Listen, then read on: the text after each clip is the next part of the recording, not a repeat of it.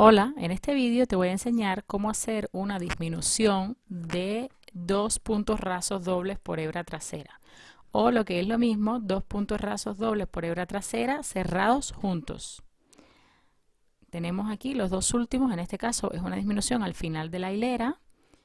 Comenzamos a hacer el primer punto, pero no terminamos. Nos quedamos con las 3 hebras en la aguja, tomamos hebra para hacer el próximo o el último.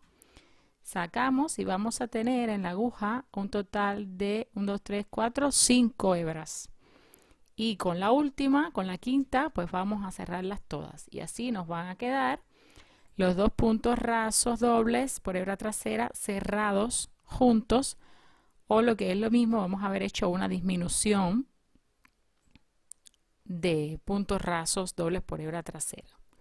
Pues aquí ya hemos girado. Y pues continuamos.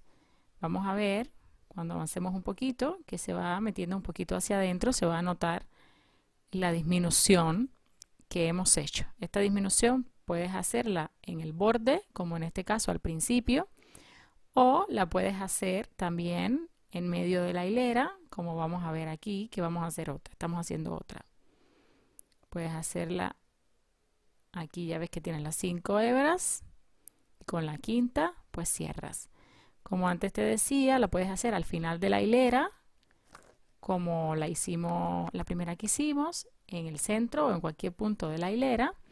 Y la puedes también hacer también al inicio de una hilera. Lo más importante es que hagas dos puntos, pero que los cierres juntos. El primero lo dejas sin terminar y al hacer el segundo, pues ya lo cierras junto y ahí tienes una disminución. Espero que te haya servido el vídeo y hasta el próximo vídeo.